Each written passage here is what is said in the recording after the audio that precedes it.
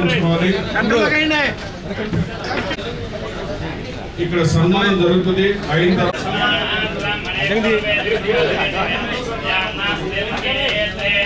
ఎవరు వేదిక మీదకి రావద్దండి. డాక్టర్ దండ పెట్టండి డాక్టర్.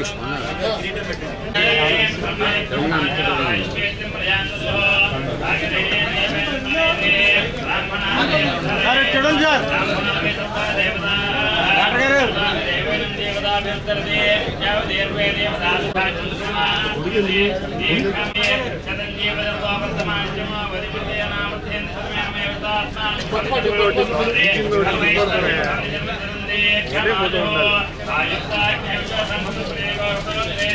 చదువుతున్నాను, మీరు వినండి సార్.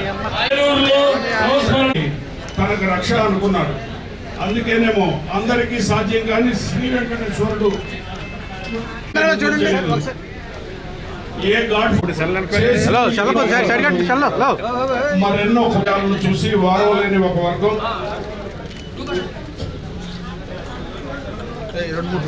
బ్లాక్ బెల్ట్ సాధించిన వీరుడు, ఉమ్మడి ఆంధ్రప్రదేశ్ సమాఖ్య అధ్యక్షులు, సునిశ్చిత పరిశీలకుడు, అందుకే శౌచాలనైనా అవలీలగా చేయగలిగే సూర్యుడు 3 సంవత్సరాల 11 రోజుల క్రితం తరంగిణి అంటే నది తెలుగు నేల మీద ప్రవహించింది. దాని నుండి ఎగిసి పడిన ఒక ఉద్యంగ తరంగమే సుమన్. అందగాడు ఆజానుబాహుడు ఎంతటి సాధన సందర్భంగా అందిస్తున్న అభినందన చందన సుమాల. కరెక్ట్ కాదు కాబట్టి దయచి ఆ రకంగా చేస్తారు. ఏం చేస్తామండి మేము, ఏం చేయగలం చూసామండి. నాకు అర్థం కాదు సినిమా బాగోదు, మేము ఏం చేస్తామండి. ఏది వచ్చినా అక్కడ మిషన్ మనం గౌరవించుకోవడం అదృష్టం దక్కడం చాలా అదృష్టం, చాలా గొప్ప విషయం. మరొక విషయం చెప్పాలి, ఇక్కడ చూస్తున్నటువంటి ఆ తరం నటుల్లో మన సుమన్ గారు కూడా ఒక జనం మర్చిపోతారు. మీరు ఎన్నన్నా చెప్పండి. ఇవాళ కృష్ణ గారి వ్యక్తిత్వాన్ని బట్టే మనం ఈ రోజున గౌరవించుకుంటాం. ఆయన కదా ఎన్ని స్క్రీన్ అవుతాయి అనేది అర్థం చేసుకోవాల్సిన పరిస్థితి వచ్చింది. ఏదేమైనా నాకు వచ్చినందుకు వారికి మరొకసారి హృదయపూర్వక నమస్కారాలు చెప్తూ వెంకటేశ్వర స్వామి అంటే సుమన్ గారు చాలా చక్కటి విషయాలు చెప్పిన ముందు సారు స్పందన కూడా ముందుగానే చెప్తారు. అదే తర్వాత సన్మానం చేసిన తర్వాత ఎవరు దాన్ని వాళ్ళు ఒక మలయాళానికి సంబంధించిన హీరో ఫోన్ చేసి ఆయన పాప సరిగా చెప్పలేదు. ఫంక్షన్ అంటే ఈ డేట్ అండి అన్నారు. ఈ డేట్ నిజంగా వేరే ఒక ప్రొడ్యూసర్ డేట్. ఇందాక ఆయన చెప్పారు కొత్త వాళ్ళు సినిమా తీస్తున్నారు, వాళ్ళ డేట్ అది లేదు, డేట్ లేదు అని చెప్పారు. తర్వాత నాకు మళ్ళీ సత్యనారాయణ ఫోన్ చేసి, సార్ ఇట్లా కృష్ణ గారు అభిమానులు మీకు సన్మానం చేయాలనుకుంటున్నారంటే దేనికి సన్మానం చేయాలనుకుంటారు అన్నప్పుడు ఇట్లా 3వ వర్ధంతి అండి, అట్లా ఒక విగ్రహం ఉంది, ఆ విగ్రహానికి వచ్చి మీరు పూలదండ వేసి మీకు చేయాలంటున్నారు అన్నట్టు. అప్పుడు వెంటనే నేను మొత్తం మార్చి మా వెంకట్రావుకి, వెంకట్రావు ఈ అదృష్టం ఎప్పుడు రాదు నాకు, కాబట్టి ఆ డేట్ ఎలాగైనా మాట్లాడంటే ఆ ప్రొడ్యూసర్తో మాట్లాడి ఆ డేట్ మార్చి నేను కావాలంటే రాత్రి షూటింగ్ చేసుకుంటాను, 2 రాత్రులు 3 రాత్రులు చేస్తే అయిపోతుంది, నేను చేస్తాను. నేను ఫోన్ చేసి రిక్వెస్ట్ చేసి నేను ఈరోజు ఇక్కడికి వచ్చానండి. కారణం ఏంటంటే చాలా విషయాలు ఉన్నాయి. ముఖ్యంగా కృష్ణ గారి కోసమే ఈరోజు రావడం జరిగింది. తర్వాత ఇంకా 2 కృష్ణులు ఉన్నారు. మా బాలకృష్ణ గారు, ఆయన ఏంటంటే నేను ఎప్పుడు విన్నాను మా వేలూరు పిక్చర్స్ బాలకృష్ణ నా సినిమా చాలా చేశారు. నిజంగా నేను మీకు పాదాలు చేస్తున్నాను సార్, ఎందుకంటే వాళ్ళంటి హీరోస్కి మీరు ఎంకరేజ్ చేసి మా సినిమాలు కొని మీరు మాకు లైఫ్ ఇచ్చారు. ప్రతి ఒక్కరిని నేను మర్చిపోను నేను. అలాగే మా అంబికా కృష్ణ గారు ఉన్నారు. సో మంచి మిత్రుడు, ఎప్పుడు నాకు చెప్పారు మేము ఎప్పుడు పాజిటివ్గా మంచి విషయాలు మాట్లాడుతుంటాం. అలాగే ఇక్కడ ఏలూరు సత్యనారాయణ గారు ఉన్నారు, మా అభిమాని. మార్షల్ ఆర్ట్స్లో అన్నింటిలో ఆయన చాలా హెల్ప్ చేస్తుంటారు. సో వీళ్ళందరూ ఎందుకంటే నాకు అభిమానులు అంటే నాకు చాలా ఇష్టం. అందరూ నాకు ఈరోజు లైఫ్ నాకు ఇచ్చిన ఏంటంటే మా తల్లిదండ్రుల ఆశీర్వాదంతో పాటు మా ప్రొడ్యూసర్ డైరెక్టర్ నాకు ఇన్ని సినిమాలు ఇవ్వడం, ఎన్నో క్యారెక్టర్స్ గురించి చెప్పారు. ఈ క్యారెక్టర్స్ అన్నీ నేను చేయడం వల్లే ఈరోజు నేను ఇంత పాపులారిటీ నాకు వచ్చింది. అది నేను ఎప్పుడు మర్చిపోను. కానీ నా అభిమానులు నాకు తెలుసు. ఇప్పుడు ఇక్కడే కాకినాడ నుంచి మా అభిమానులు లక్ష్మణ్, సంధ్య, వాళ్ళ దగ్గర 35-40 ఇయర్స్ నుంచి నా అభిమానులు. వాళ్ళు ఎక్కడ తిరిగినా పరిగెత్తుకుని వచ్చేస్తారు వాళ్ళు. అట్లా ఈ అభిమానులు దొరకడం అంటే అది చాలా గొప్ప విషయం. చాలా మంది నటులకి తెలియదు అభిమానులు వస్తే. అంటే సారీ, ఎందుకంటే అభిమానులు ఉంటే దూరం చేస్తారు, అభిమానులు వస్తే తిడతారు. ఇది ఒక అదృష్టం అండి. జీవితంలో పెద్ద పెద్ద టాప్ వాళ్ళకి కూడా అభిమానులు ఉండరు. అంతా కమర్షియల్గా వస్తారు, వ్యాపారం మాట్లాడతారు, వాటి వెళ్ళిపోతారు. కానీ అభిమానులు అనేది వాళ్ళు ఏది ఎదురు చూడరు. అభిమానులు కేవలం ప్రేమ, అభిమానం. ఎందుకో ఒక సినిమాలో ఆ మొహం చూసి, వాళ్ళ క్యారెక్టర్ చూసి, దాని తర్వాత వాళ్ళని కలిసిన తర్వాత వాళ్ళ ప్రవర్తన చూసి, వాళ్ళ మాటలు చూసి వాళ్ళు అక్కడ వెలిగిపోతారు. అది కంటిన్యూ అవుతూనే ఉంటుంది. అది నేను తమిళ్లో దానికి చెప్పాను. తమిళ్లో ఫస్ట్ నేను యాక్ట్ చేసినప్పుడు అప్పుడు ఎంజీఆర్ గారు first hero who became CM అండి. హీరో కూడా సీఎం అవ్వచ్చని చెప్పి దారి చూపించి ఎంజీఆర్ గారు, తర్వాత ఎన్టీఆర్ గారు, తర్వాత అందరూ వచ్చారు. అలాగే తర్వాత శివాజీ గణేశన్ గారు గొప్ప యాక్టర్ అనమాట. అంతే నాకు తెలుసు, నాకు తెలియదు, అనుకోకుండా యాక్టర్ అయ్యారు. ఈ రోజు నన్ను చూశారు, రేపు మార్నింగ్ నేను హీరో. యాక్టింగ్ తెలియదు. అది వెళ్ళిన తర్వాత నాకు అందరూ యాక్టింగ్ నేర్పించి అలా 3 నెలల తర్వాత నేను సొంతంగా ఉదయం 5 నుంచి 6 వరకు డ్యాన్స్ క్లాస్కి వెళ్ళి మన ప్రభుదేవ వాళ్ళ ఫాదర్ సుందరం మాస్టర్ డ్యాన్స్ నేర్పి ఇంటికి వచ్చి స్నానం చేసి షూటింగ్ చేసుకుని మన కోడంబాకంలో ఒక ఏరియా ఉండేది, మొత్తం థియేటర్లన్నీ ఉండేది అనమాట. అక్కడ డైలీ ఒక పిక్చర్ సాయంత్రం 6:30 షో లేదా నైట్ షో, తమిళ తెలుగు భాష అర్థం కాకపోయినా కూడా వెళ్ళి చూసి యాక్టింగ్ నేర్చుకుని అలా 3 నెలల్లో నేను స్వయంగా నేనే తయారైపోయాను. సో తర్వాత ఏంటంటే సినిమా ఇండస్ట్రీకి వచ్చిన తర్వాత చాలా విషయాలు ఉన్నాయి. మనం ఎట్లా మాట్లాడాలి, ఎలా ప్రవర్తించాలి, ఎలా ఉండాలి, అభిమానులు అంటే నాకు ఏం తెలియదు. తర్వాత నాకు అభిమానులు అని తెలిసింది తమిళ్లో. నేను చెప్పేది తమిళ ఫీల్డ్లో ఉన్నాను. దాని తర్వాత నేను తెలుగు ఫీల్డ్లో వచ్చాను. తెలుగు ఫీల్డ్ నన్ను తీసుకొచ్చింది హీరో భానుచందర్. నాకు అవకాశం ఇచ్చింది తమ్మారెడ్డి భరద్వాజ గారు, డైరెక్టర్ వేలింగ నరసింహారావు. ఇద్దరికి రాడు సినిమాలో మార్షల్ ఆర్ట్స్ పిక్చర్ బ్యాక్గ్రౌండ్ మీద వచ్చాం.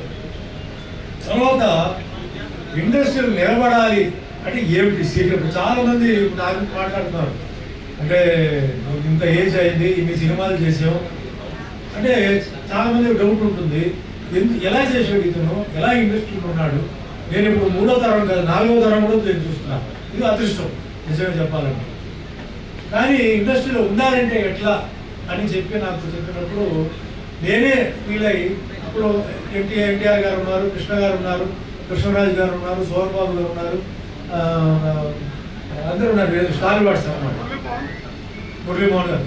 అసలు ఎట్లా వీళ్ళు హీరోకి ఎట్లా ఉన్నారు, ఏంటి సీక్రెట్? ఆర్టిస్టులు వస్తూనే ఉన్నారు, కానీ వీళ్ళు ఎలా ఉన్నారు వీళ్ళు తెలుసుకోవాలని చెప్పి నాకు మనసులో నాకు పెద్ద ఒక రీసెర్చ్ చేయాలని చెప్పి నాకు మనసులో పడింది. ఎందుకంటే సినిమాలు హిట్ అవ్వచ్చు, ఫ్లాప్ అవ్వచ్చు, కానీ ఇంకా ఇండస్ట్రీలో ఉన్నారు. అప్పుడు నాకు అదృష్టం, నాకు ఫస్ట్ నాకు వచ్చింది ఏంటంటే నేను కృష్ణ గారితో యాక్ట్ చేయడం నాకు అదృష్టం నాకు వచ్చింది. కృష్ణ గారు ఇందాక చెప్పినట్టే మళ్ళీ నేను చెప్పాలి, ఒక్కొక్కరికి ఒక్కొక్క మెంటాలిటీ ఉంటుంది, యాటిట్యూడ్ ఉంటుంది, రకరకాలు ఉంటుంది. కానీ కృష్ణ గారికి ఉన్న మెంటాలిటీ, యాటిట్యూడ్ ఎవరికి ఉంటుంది. అందరినీ ఎవరు వెళ్ళినా ఆయన ఫ్రీగా మాట్లాడడం. ఆయనకి మీరు అభిమానులు కాకుండా ప్రొడ్యూసర్ అభిమానులు, డైరెక్టర్ అభిమానులు, టెక్నీషియన్ అభిమానులు ఉండేవారు. అది చాలా గొప్ప, ఎవరికి లేదు. ఒక హీరోకి మళ్ళీ సినిమా తీసే ప్రొడ్యూసర్ ఉన్నాడు, మళ్ళీ డైరెక్టర్ ఉన్నారంటే అది ఆయన గొప్పతనం. హిట్ ఇచ్చినా ఫ్లాప్ ఇచ్చినా ఆయన వెనకాల వెళ్తున్నారంటే ఆయన అభిమానం. ఆ అభిమానం ఓన్లీ కృష్ణ గారికి ఎందుకు ఉండేది? సినిమా ఒప్పుకున్న తర్వాత టైంకి రావడం, ఆ డైరెక్ట్గా డైలాగులు ఏమి ఇస్తారో అంటే కృష్ణ గారికి మెమరీ పవర్, ఫోటో మెమరీ అంటారు. ఒక్కసారి అలా చదివేస్తే చాలు, గంట ఎక్కేస్తుంది, కక్కేస్తుంటారు డైలాగ్ అంటే డైరెక్ట్గా చాలా ఇష్టం. ఎంత లేట్ అయినా పర్లేదు, ఆ కృష్ణ గారికి ఒకసారి చదివించండి, ఆయన డైలాగ్ చెప్పేస్తాడు. అది ఒక గిఫ్ట్, అది ఆ గిఫ్ట్ ఉండేది. ఇది డైరెక్టర్. అలాగే షార్ట్కి వచ్చిన తర్వాత ఇప్పుడు ఉన్న హీరోలు అందరూ ఏంటంటే షార్ట్ చెప్తున్నారు, షార్ట్ ఇలా పెట్టండి, ఇలా పెట్టండి, అలా అవన్నీ చెప్పండి. ఏం చేయాలి? ఇలా కావాలా, 2 నిమిషాలా, డైరెక్టర్ చెప్పాలా, అంతే అయిపోయింది. కెమెరామ్యాన్కి మర్యాద ఇచ్చాం. కెమెరామ్యాన్ 1 మోర్ అంటే వెంటనే లేదు ఆయన 1 మోర్ చెప్పాడు, ఇంకో 1 మోర్. అట్లా టెక్నీషియన్స్ని గౌరవించేవాడు, ప్రేమించేవాడు. ఇది కాకుండా అభిమానులు అంటే ఈ విషయం వేరే, ఆర్టిస్టులు మేము వస్తే కనీసం అంటే అందరితో బాగున్నారా, ఎలా ఉన్నారు, ఏంటి అని మాట్లాడేవాడు. తర్వాత ఆయన పని అంటే చూసుకుని ఉండేవాడు. ఎందుకంటే మేము ఏదైనా డైలాగులు నేర్చుకుంటా ఆయన వచ్చి మళ్ళీ మాట్లాడితే డిస్టర్బ్ అవుతుందని చెప్పి మేము షార్ట్ అయిన తర్వాత వచ్చి మాట్లాడేవాడు. ఇది నా అభిమానం, ఇది నా పర్సనల్ నా ఎక్స్పీరియన్స్. నేను అప్పుడు మాట్లాడలేదు సుమన్, ఎందుకంటే నువ్వు డైలాగ్లో ఉన్నావు కదా, అందుకే నేను డిస్టర్బ్ చేయలేదు. ఎవరు ఆలోచించదు, ఎవరు కూడా వాళ్ళ పని అయిపోదు. అట్లా ఉండేవాడు. అంటే ఆయనకి ఎన్నో మంచి క్వాలిటీస్. మెయిన్ క్వాలిటీ ఆయన ఇండస్ట్రీలో లాస్ట్ వరకు ఆయన రీజన్ ఎందుకు ఆయన ఉన్నారంటే ఇందాక బాలకృష్ణ గారు చెప్పారు, తను నమ్ముకొని డబ్బు ఇన్వెస్ట్ చేసే ప్రొడ్యూసర్ని నిలబెట్టాలి, కాపాడాలి. తనకి ఏదైనా ఇబ్బంది వస్తే లాస్ట్ పేమెంట్ ఇవ్వలేని పరిస్థితిలో తనే వచ్చేసి ఆ లాస్ట్ పేమెంట్ వద్దయా నువ్వు సినిమా కంప్లీట్ చేసి రిలీజ్ చేసి చెప్పారు. ఈరోజు అలా లేదు, సీన్ వేరే. పోనీ ఫ్లాప్ అయింది అనుకోండి, మళ్ళీ కూర్చొని తను మళ్ళా ఒక మంచి స్వింగ్లో ఉన్నప్పుడు పిలిచి నువ్వు చేయవయ్యా సినిమా అని చెప్పి మిగిలిన వాళ్ళతో మాట్లాడి ఆ డేట్లు పక్కన పెట్టి మధ్యలో వాళ్ళకి డేట్లు ఇచ్చి నిలబెట్టేవాడు. అలాగే డిస్ట్రిబ్యూటర్ కూడా అలాగే చేసేవాడు. అంటే ఒక కోఆర్డినేషన్ చేసేవాడు. అలాగే ఇందాక అంబికాకృష్ణ గారు చెప్పారు, సాయంత్రం అయ్యేసరికి అక్కడ చిన్న ఒక మీటింగ్ ఉండేది. ఏ సినిమా ఆడుతుంది, ఎందుకు ఆడుతుంది, జెన్యున్గా ఆడుతుందా కాదా, పప్పుడు తింటూ మాట్లాడేవాడు. నేను చూశాను, చాలాసార్లు చూశాను. కొత్త రికార్డు ఉండేది. ఆయనకి జి కృష్ణ అనేది ఆయన ఒరిజినల్ పేరు, కానీ నేను పెట్టింది డి కృష్ణ అండి. D Krishna daring, dashing, darling, devoted, dedicated. నేను ఒక్కరే, నేను ఎవ్వరు లేదు. డార్లింగ్ అంటే ఆయన సెట్కి ఆయనే డార్లింగ్. అందరికి ఇష్టం. ఎందుకంటే సెట్కి వస్తాడు, ఆయన టైం ఉండేది 6 o'clock అంటే అందరికి తెలిసిందే. లేదు కొంచెం 7, 8 అంటే కూడా ఆయన చేసేవాడు. డాషింగ్, ఎందుకు డాషింగ్ అంటే దాదాపు అన్ని క్యారెక్టర్స్ చేసిన ఏకైక వ్యక్తి ఎవరంటే కృష్ణ గారు. అంటే ఆయన షూట్ అవుతుందో లేదో అంతా వేరే విషయం.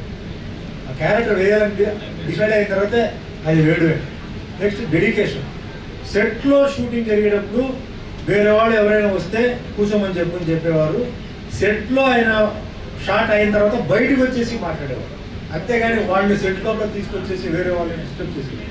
అంటే డెడికేషన్. ఆ డైరెక్టర్ అక్కడ ఏదో సెట్ ఏదో డిస్కస్ చేసుకుంటారు, సో దానికోసం మనకి డిస్టర్బ్ చేయకూడదు చెప్పేసి బయటకు వచ్చి అట్లా చాలా క్వాలిటీస్ని నేను మెల్లిగా అబ్జర్వ్ చేశాను. ఓకే, ఇది విషయం.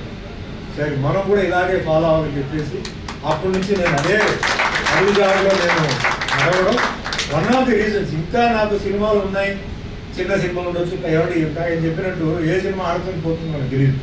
సినిమాలు ఉన్నాయా లేదా అది పాయింట్. ఈరోజు ఇంటి నుంచి బయలుదేరుతున్నావా, లొకేషన్ తిరిగి టిఫిన్ చేస్తావా, ఏదో 10 రూపాయలు 20 రూపాయలు మనం వేసుకొని వస్తాం, అది పాయింట్. ఈరోజు ఎవరు చెప్పారైనా పోస్టర్, చాలా మంది పోస్టర్స్ ఉన్నాయి కానీ నో షో. మంది నో పోస్టర్స్ బట్ షో ఉంది అక్కడ.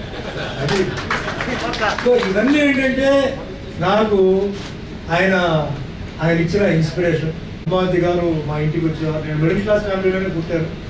మా అమ్మగారికి పద్మావతి గారు అంటే చాలా ఇష్టం. సో ఏదైనా అంటే ఇంటికి వచ్చి అప్పుడు నాకు తెలుగు ఫీల్డ్ గురించి తెలీదు. అప్పుడు చెప్పేవారు ఎవరో సూపర్ స్టార్ కృష్ణ అంటే ఆయన డాక్టర్ పద్మావతి నా కాలేజీలో ఉండి చదువుతుంది. ఆవిడ మదర్ ఓన్ డ్రైవింగ్ చేసేవారు. డ్రైవింగ్ చేస్తున్నప్పుడు ఆవిడ ఏదో కార్ కోసం వెయిట్ చేస్తుంది. ఇవన్నీ నాకు చెప్పేవారు అనమాట. సో ఆ సైడ్లో కూడా ఏంటంటే మనకేంటంటే ఒక కనెక్షన్ ఒకటి ఉంది. సో మెయిన్గా ఏంటంటే ఈరోజు ఈ పురస్కారం అంటే ఇది ఎంత ఏంటంటే ఈరోజు మీ చేతుల మీద తీసుకోవడం నేను చాలా గర్వంగా, అంటే కొన్ని అవార్డ్స్ ఉంటా ఏదో పిలిచారు కదా అని చెప్పి నేను అవార్డు తీసుకుంటాం, తప్పదు కదా అని చెప్పి కమర్షియల్గా కొన్ని ఉంటాయి. కానీ ఇది నాన్ కమర్షియల్. ఇది నేను మనస్ఫూర్తిగా ఈరోజు అది ఎంత పెద్దది, ఎంత కాస్ట్ పండుగ కృష్ణ గారి అభిమానులు చేతుల మీద మాకు కృష్ణ గారు అవార్డు రావడం నేను చాలా గొప్పగా, చాలా గర్వంగా ఫీల్ అవుతున్నాను. అలాగే నాకు ఒకటే నేను ఈరోజు చెప్పాలనుకున్నది ఏంటంటే ఆయన ఇన్ని సినిమాలు చేశారు, ఇన్ని క్యారెక్టర్స్ చేశారు, కానీ ఆయన సరైన ఒక గుర్తింపు రాలేదు. మనం మాట్లాడుకుంటున్నాం. సో నా రిక్వెస్ట్ ఏంటంటే మరి ప్రభుత్వాన్ని ఆయనకి దాదాసాహెబ్ ఫాల్కే అవార్డు అనౌన్స్ చేయాలి. ఇవ్వాలి. అరుదు అన్ని క్యారెక్టర్స్ ఎవరు చేయాలి. ఆయన చేసిన క్యారెక్టర్స్ ఎవరు చేయాలి. డివోషన్ ఉండొచ్చు, యాక్షన్ ఉండొచ్చు, ఏదైనా ఉండొచ్చు. అలాగే ప్రొడ్యూసర్గా I think 70 mm picture first ఆయనే చేశారు, సింహాసనం. అలాంటి చాలా గొప్ప విషయాలు చేసిన వ్యక్తిని మర్చిపోయారు. అది ఉండకూడదు. తప్పనిసరిగా నేను ఇప్పుడు మన ఆంధ్రప్రదేశ్ గవర్నమెంట్ ముఖ్యమంత్రి గారు చంద్రబాబు నాయుడు గారికి, పవన్ కళ్యాణ్ గారికి నా రిక్వెస్ట్, దాదాసాహెబ్ ఫాల్కే అవార్డుకి మీరు దారి చూపించండి. మీకు మోడీ గారితో మీ కనెక్షన్ ఉంది కాబట్టి ఇది ఖచ్చితంగా ఇది ఇవ్వాలి. అదే మాదిరిగా మన మహేష్ బాబు గారు మరి సేమ్ తండ్రి ఎలా ఉన్నారో ఆ విధంగా చిన్నపిల్లలకి హార్ట్ ఆపరేషన్స్ ఆయన సైలెంట్గా పబ్లిసిటీ లేకుండా గొప్పతనం ఏంటంటే చాలా మంది ఏంటంటే 5 రూపాయలకి ఏదో చేస్తే దానికి 100 రూపాయలు ఖర్చు పెడతారు పబ్లిసిటీ. అలా లేకుండా సైలెంట్గా ఆయన మరి ఇప్పుడు చాలా అవసరం, ఎందుకంటే చాలా చిన్నపిల్లలందరికీ హార్ట్ ప్రాబ్లమ్స్ చాలా వస్తున్నాయి కాబట్టి ఆయన చేస్తున్నారు. అదే మాదిరిగా ఆయన తండ్రి గారు ఏ విధంగా ఒక మంచి పేరు ఈరోజు సంపాదించుకున్నారు, అదే మాదిరిగా ఆయన కూడా ఆ గుణాలు ఉన్నాయి, ఇంకా ఉండాలి, ఇంకా ఉన్నత స్థాయికి ఆయన ఎదగాలి, ఆయన తండ్రి పేరును కూడా ఎదగట్టాలని చెప్పి మనస్ఫూర్తిగా చెప్తూ మరోసారి నేను ఎయిర్పోర్ట్లో రాగానే నాకు మల్లి గారు నన్ను వచ్చి రిసీవ్ చేసుకున్నారు.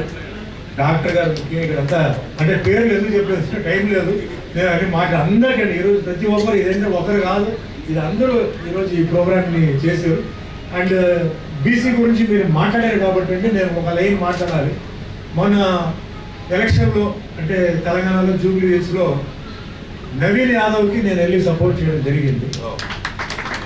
కారణం ఏంటంటే దానికి ముఖ్యంగా ఆయన తండ్రి శ్రీశైలం యాదవ్, చిన్న శ్రీశైలం యాదవ్ అని చెప్పి నాకు 89లో పరిచయం అయ్యారు. నేను హైదరాబాద్కి 89లో వచ్చాను, తర్వాత 92, 93లో అందరూ ఇండస్ట్రీ షిఫ్ట్ అయింది. ముందే ఎందుకు వెళ్ళానంటే మా ప్రొడ్యూసర్స్ అందరూ హైదరాబాద్ ప్రొడ్యూసర్స్ కాబట్టి హోటల్ కాస్ట్ అవుతుంది, తాజ్ బంజారా హోటల్ అయితే చాలా కాస్ట్ ఎక్కువ అయిపోతుంది చెప్పి 3 months తర్వాత నేనే రెంట్కి వెళ్ళి తీసుకుని నేను ఉన్నాను. అయితే అప్పుడు కొంచెం చిన్న చిన్న డిస్టర్బెన్స్ నాకు వస్తే అప్పుడు నాకు చిన్న శ్రీశైలం గారు నాకు పరిచయం, అంటే అప్పుడు శ్రీహరి హీరో వీళ్ళందరూ నాకు పరిచయం. అయితే చిన్న శ్రీశైలం వచ్చి నాకు ఎందుకు ఆయన అంటే నాకు చాలా ఇష్టం, నేనంటే ఆయనకు చాలా ఇష్టం, అన్న నీకు ఏ ఇబ్బంది వచ్చినా నాకు ఫోన్ చేయండి. అప్పుడు ఫోనే, సెల్ ఫోన్ లేదు. వాచ్మెన్ ఉంటే ఏ చిన్న చిన్న చందాలకు వచ్చేసి రాత్రి తాగేసి వచ్చి వాచ్మెన్ని గొడవ చేసేవారు. అప్పుడు నేను ఒకసారి ఫోన్ చేసి అన్న ఇట్లా గొడవ చేస్తారండి, 4 పంపండి అంటే 4 పంపంటే ఆయన 4 లారీల మనుషులు పంపారు. ఏం భయం లేదు సార్ మీకు అన్న 3 సార్లు జరిగింది, 3 సార్లు అలా జరిగిన తర్వాత దాని తర్వాత నా జోలికి ఎవరు రాలేదు. శ్రీశైలం వెనకాల ఉన్నారని చెప్పి ఎవరు రాలేదు.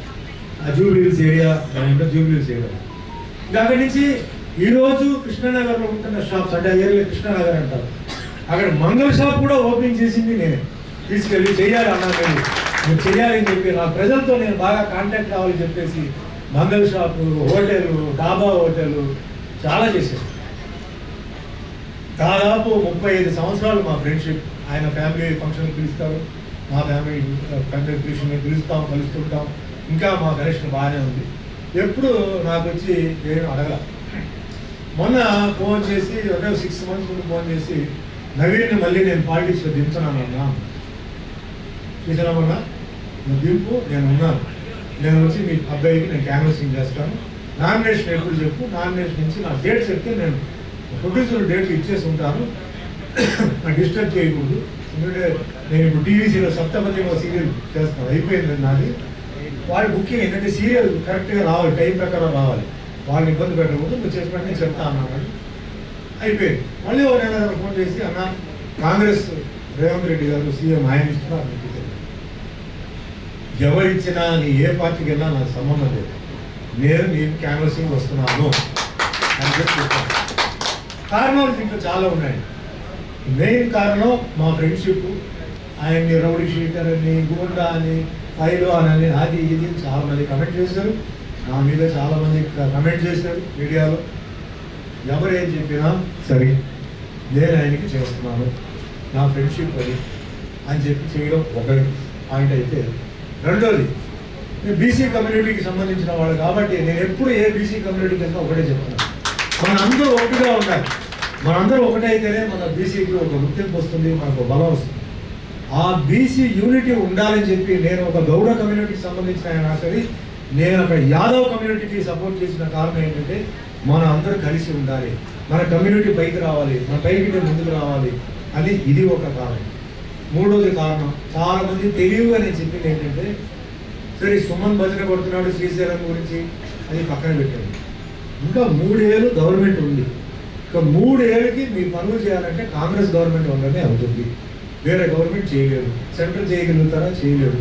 అపోజిషన్ పార్టీ చేస్తారా? చేయలేరు. చేయాల్సింది కాంగ్రెస్ పార్టీ. మరి కాంగ్రెస్ పార్టీ అభ్యర్థిని మీరు గెలిపిస్తే కదా మీ పనులు అవుతాయి. ఆలోచించండి. లేదు మాకు వద్దు, 3 సంవత్సరాలు మేము కష్టాల్లో ఉంటామంటే ఉండండి. లేదు అది ఇది కావాలన్నప్పుడు మీరు గెలిపించండి. నేను ఇదే చెప్పింది, నాకు అందరూ కావాలి. అవతల వాళ్ళని నేను ఎక్కడ నేను కమెంట్ చేయలేదు, వేరే ఏ పార్టీ గురించి నేను కమెంట్ చేయను, వేరే ఏ అభ్యర్థి గురించి నేను కమెంట్ చేయను. నేను మాట్లాడింది ఓన్లీ శ్రీశైలం యాదవ్ గురించి, నవీన్ గురించి. ఫస్ట్ డే నామినేషన్ రోజు మా తిరుపతి ఫ్యాన్స్ అధినేత భక్త నాగరాజ్ నాయుడు అక్కడి నుంచి లడ్డు షాల్ తీసుకురమ్మని చెప్పి తీసుకొచ్చాడు. నవీన్కి ఆ షాల్ పెట్టి లడ్డు తినిపించి, భగవంతుడి ఆశీర్వాదం మీకు ఉండాలమ్మా, వెంకటేశ్వర స్వామి ఆశీర్వాదం మీకు ఉండాలి, అది మీకు కలవాలి, మనస్ఫూర్తిగా నేను కోరుకుంటున్నాను చెప్పేసి ఆయన ప్రారంభించాడు. ఈరోజు ఆ వెంకటేశ్వర స్వామి దయ వల్ల 25,000 ఓట్స్ మీద ఆయన గెలిచాడు. సో నాకు అందరికీ హ్యాపీ, నాకు చాలా అంటే నా వల్ల గెలిచాడు నేను చెప్పట్లేదు, నాది చిన్న ఒక అక్కడ హెల్ప్ ఉంది. అందరూ చాలామంది కార్మికులు, చాలామంది సినిమా వాళ్ళు, చాలామంది అందరూ గెలిచారు. అంటే ఆ ఏరియాలో ఆయన పుట్టి పెరిగిన ఊరది, ఆ ఏరియా అది అందరూ తెలుసు. అది చిన్నప్పటి నుంచి అందరూ చూశారు. కొన్ని educated person, politics, social service వాళ్ళ నాన్నగారు చేసేది చూశారు. కాబట్టి ఆయన ఈరోజు గెలుపుకు కారణం చాలా ఫ్యాక్టర్స్ ఉన్నాయి.